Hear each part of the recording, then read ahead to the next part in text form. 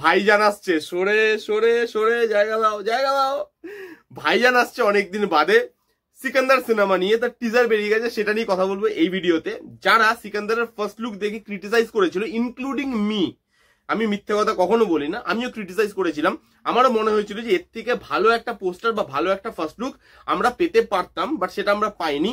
তাদের প্রত্যেকের মুখ বন্ধ করে দিয়েছে সিকান্দারের এই টিজারটা। ভাই কি কম্প্যাক্ট টিজার বানিয়েছে ভাই, আউটস্ট্যান্ডিং। টিজারের যেটা প্রথম কাজ বলে আমার মনে হয়, যে গল্প রিভিল না করা, সেই গল্প এখানে রিভিল করছে না, কি ক্যারেক্টার কি থাকতে চলেছে কিচ্ছু বোঝা যাচ্ছে না। আউটস্ট্যান্ডিং কম্প্যাক্ট একটা টিজার হয়েছে। এবং এটা আমাকে বলতেই হবে, দেখুন বলিউড যারা স্টার, মানে সো কল্ড স্টার, যাদেরকে আমরা বলিউড মানে বলিউডের স্টার হিসাবে চিনি বা বলিউডকে কাঁধে করে তুলে নিয়ে যাচ্ছে, সলমান খান, শাহরুখ খান, আমির খান, এই সমস্ত যে এ লিস্টেড স্টার, তাদেরকে বলিউড একটা টাইমে তৈরি করেছে। এবার আজকের দিনে কি হচ্ছে, বলিউডই না তাদেরকে ইউটিলাইজ করতে পারছে না, বা তাদের অরাটাকে ইউটিলাইজ করতে পারছে না। সেই জন্য সাউথকে মাঠে নামতে হলো। এর আগে আমরা জওয়ানে দেখেছি মাসি শাহরুখ খানকে কিভাবে ব্যাক করে এনেছিল অ্যাটলি, এবং সেখানে একটা সিম্পল স্টোরি লাইন বা গ্রাউন্ডেড একটা স্টোরি লাইন, সেখানে মাসি অ্যাকশন চলছে, বিজিএম চলছে, একটা কম্প্যাক্ট সিনেমা। শাহরুখ খান কি ধরনের ভালোবাসা পেয়েছে জওয়ান দিয়ে আমরা সবাই জানি। তারপরে এআর মুরুগাদাস মানে যে গজনীর ডাইরেক্টর, সে সলমান খানকে ব্যাক করে নিয়ে আসছে এই সিনেমাতে। এবং ওই যে মাসি সলমান খান, যাকে আমরা চিনি ওয়ান্টেডের মতো সিনেমার থেকে, যে মাসি অ্যাকশন করবে, মাসি ডায়লগ ডেলিভারি করবে, সেই জিনিসপত্রগুলো এআর মুরুগাদাস কিন্তু ফেরত নিয়ে এসছে। যে না, সলমান খানকে ওই কিসি কা ভাই কিসি কা জান বা প্রেম রতন ধন পায়ো এরকম ধরনের টাইপের সিনেমা কেন, দরকার নেই। যার জন্য লোক সলমান খানকে চেনে, যেটা মানুষ দেখতে ভালোবাসছে, তার ফ্যান যেটার জন্য বসে আছে, সেই ভাইজানের সেই টিপিক্যাল ফরম্যাটটাই আমি এখানে নিয়ে আসবো, যেখানে ডায়লগ মারছে, অ্যাকশন করছে, এবং সেই ডায়লগগুলো ইম্প্যাক্টফুল। এখানে এরকম ধরনের মাসি সিনেমাতে ডায়লগ কিন্তু মানে একটা ইম্প্যাক্ট ফেলে।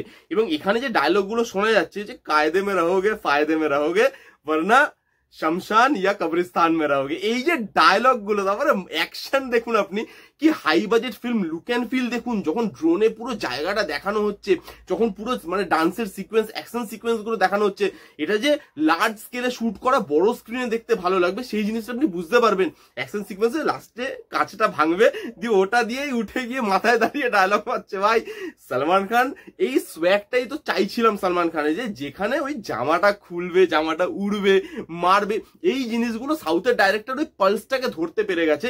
যে বলিউড যারা এ লিস্টেড স্টার, যাদেরকে বলিউড নিজেই তৈরি করেছিল একটা টাইমে, বা তাদেরকে এখন নিজেদের জন্য ইউজ করতে পারছে না ঠিকভাবে, আমরা সেটাকে ইউটিলাইজ করব। এবং তারা সেই পালসটা বুঝতে পেরে যেভাবে শাহরুখ খান, তারপরে এখন সলমান খানকে যেভাবে ইউজ করেছে, আউটস্ট্যান্ডিং লাগছে। সত্যরাজ আছে এখানে, রশ্মিকা মন্দনা আছে। ভাই রশ্মিকা মন্দনা কি করেছে, মানে কোনো বাবার জড়িবুটি ফড়িবুটি খেয়েছে নাকি? সব বড় সিনেমাতে রশ্মিকা মন্দনাকে টিজারের মধ্যে কিন্তু আমার খুব একটা যে আহামরি লাগছে তার নয়।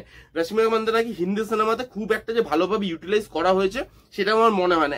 সেটা অ্যানিমেল বলুন, সেটা আপনি এই সিনেমাটা যে মানে দেখে, মানে টিজার দেখে যেটুকু মনে হচ্ছে, সেই সিনেমাতে বলুন, আবার আপনি ছাওয়াতেও বলুন, আমার খুব একটা রশ্মিকা মন্দনাকে যে ইউজ করতে পেরেছে ডাইরেক্টররা, আমার সেটা মনে হয়নি। এখানেও তাকে খুব একটা আহামরি লাগছে না, এটা একটা নেগেটিভ দিক বলতে পারেন টিজারের।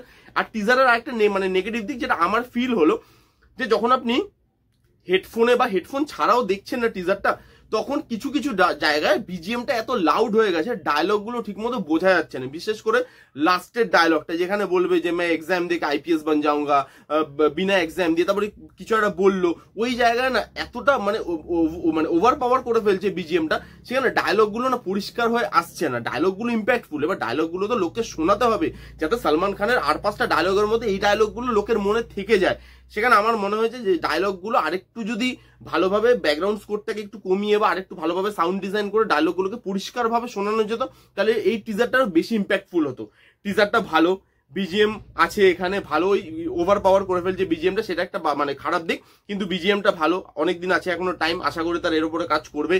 তারপরে সলমান খানকে দেখতে ভালো লাগছে, যেভাবে অ্যাকশন করছে, সেই অ্যাকশন গুলো দেখতে ভালো লাগে, টিপিক্যাল সাউথ অ্যাকশন, যেগুলো ওই মারছে, এখানে ছুরি ফুড়ি ফুটিয়ে দিচ্ছে, কাঁচটা ভাঙছে মাথার মধ্যে, ওই জিনিসগুলো অ্যাকশন সিকোয়েন্স ভালো লাগছে, লার্জ স্কেলে শুট করা, বড় স্ক্রিনে দেখতে ভালো লাগবে।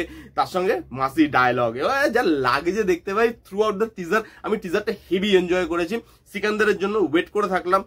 এবার আশা করি যাদের মানে আমার তো মিটেই গেছে সেই ক্ষোভটা, যাদের এখনো ক্ষোভ আছে যে ফার্স্ট লুকটা সেরকম ভাবে ইম্প্যাক্ট ফেলতে পারেনি, তারা জান গিয়ে টিজারটা দেখুন, আমার মতো আপনাদেরও ক্ষোভ কিন্তু ক্লিয়ার হয়ে যাবে। ভাইজান আসছে, রাস্তা বানিয়ে দিন, আরেকটা রাজা আসতে চলেছে। চলো দেখা যাক সিকান্দার কেমন হয়। এই ছিল সিকান্দারের টিজারের রিভিউ করা দেখেছেন অলরেডি, কমেন্ট করে জানান। যারা যারা দেখেননি জান গিয়ে দেখে নিন। কেমন লাগলো ভিডিওটা জানাতে ভুলবেন না। ভালো লাগলে প্লিজ করে থামস আপ, লাইক করবেন, কমেন্ট করবেন, শেয়ার করবেন, চ্যানেলটাকে মাস্ট সাবস্ক্রাইব করবেন। দেখা হচ্ছে নেক্সট কোনো ভিডিওতে। ততক্ষণ bye bye, take care and be safe.